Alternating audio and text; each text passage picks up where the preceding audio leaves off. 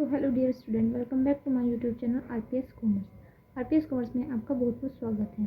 आज हम बात करने वाले हैं समता अंश और पूर्वाधिकारी अंश के अंतर के बारे में। तो सबसे पहले मैं आपको बता दूं अंश क्या होता है।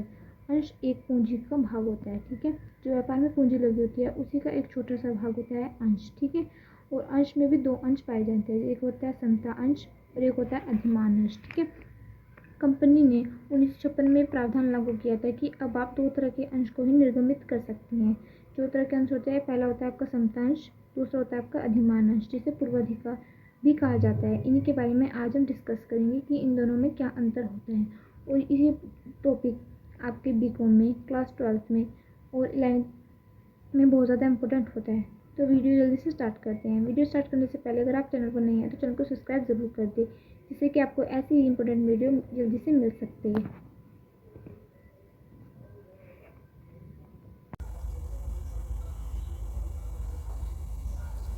जैसे कि आप देख सकते हैं यहाँ पे लिखा हुआ है समतांश और पूर्वाधिकारी अंश में अंतर। हम सबसे पहले तो कॉलम बना लेंगे 3, जिसमें हमारा फर्स्ट कॉलम होगा अंतर का आधार यानी कि आधार का, फिर सेकंड कॉलम होगा हमारे साधारण या समतांश का, फिर हमारा थर्ड कॉलम होगा पूर्वाधिकार या अधिमान अंश का। अब हम इनमें डिफरेंस देखेंगे। सबसे पहले जो अंतर का आधार होगा उसमें हम लिख लेंगे स्वामी। इसमें लिखा है कि इस अंश के धारक कंपनी के वास्तविक स्वामी होते हैं, यानी कि जो समतांश होता है उसके जो धारक होते हैं कंपनी के वास्तविक स्वामी होते हैं। फिर इसमें लिखा हुआ है कि पूर्वाधिकारी अंश में इस अंश के धारक कंपनी के वास्तविक स्वामी नहीं होते हैं, ठीक है। समतांश के होते हैं और पूर्वाधिकारी अंश के नहीं होते। फिर इसमें देख सकते हैं सेकंड हमारा है मताधिकार, यानी कि इन अंशों पर मताधिकार प्राप्त होता है। जो समतांश होते हैं उन पर मताधिकार प्राप्त होता है। फिर इधर है कि इन पर मताधिकार प्राप्त नहीं होता, यानी कि एक पर मताधिकार प्राप्त होता है और दूसरे पर नहीं होता। जो उस पर प्राप्त होता है वो है समतांश, जिस पर प्राप्त नहीं होता वो होता है हमारा पूर्वाधिकारी अंश।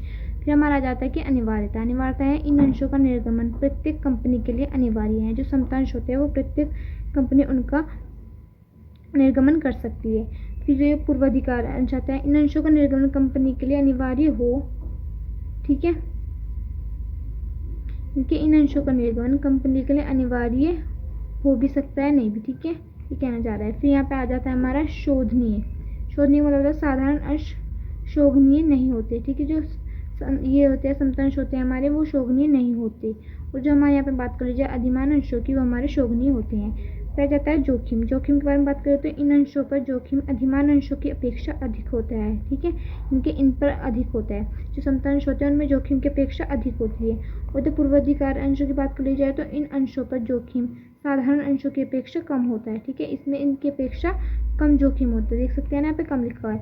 रह जाता है लाभांश। लाभांश की बात की जाए तो इन अंशों पर लाभांश अधिमान अंशों पर लाभांश देने के पश्चात दिया जाता है, यानी कि सबसे पहले यहाँ पे जो जिन्हें लाभांश दिया जाता है वो होता है लाभांश दिया जाता है वो होता है हमारे अधिमान अंश। फिर बाद में इनको लाभ मिलता है, यानी कि हमारा कंपनी में अगर प्रॉफिट होगा तो सबसे पहले पूर्वाधिकारी जो अंश होंगे उनको लाभांश दिया जाएगा, बाद में इनको मिलेगा, ठीक है। फिर बात करी जाए इधर तो अधिमान अंशों को लाभांश सर्वप्रथम प्राप्त किया जाता है, यानी कि जैसे मैंने बताया आपको जो लाभांश होता है वो सबसे पहले इसे पूर्वाधिकार अंश को दिया जाता है, ठीक है। फिर बात कर लेते हैं यहाँ पे कि निश्चितता। इन अंशों पर लाभांश की दर निश्चित नहीं होती, ठीक है, कि जो कंपनी को लाभ होगा इनका जो लाभ किया वो उनकी निश्चित दर नहीं होती। जबकि बात कर ली जाए पूर्वाधिकारी अंशों की, इन अंशों पर लाभांश की दर निश्चित होती है, यानी कि एक जो ये अंश होते हैं अंश खरीदने पहले एक हो जाती है कि लाभ में से कुछ % तो इनको मिलना ही है, जो निश्चित कर लिया जाता है। उसके बाद चाहे व्यापार में लाभ हो या हानि हो उनको इतना प्रतिशत लाभ दिया जाएगा। क्या कहते हैं भूमिका की। इन अंशधारियों की कंपनी के प्रबंध एवं नियंत्रण में महत्वपूर्ण भूमिका होती है। जो समतांश होते हैं उनके कंपनी के प्रबंध और नियंत्रण में महत्वपूर्ण भूमिका होती है। बात कर ली जाए अधिमान अंश की तो इसके आधार की कंपनी के प्रबंध एवं नियंत्रण में कोई भूमिका नहीं होती, ठीक है, इसमें नहीं होती। फिर बात कर ली जाए पूंजी वापसी। कंपनी के समापन के समय इनकी पूंजी वापसी सबसे बाद में होती है, ठीक है। जो कंपनी का समापन होता है तो इनकी पूंजी सबसे बाद में वापसी होती है।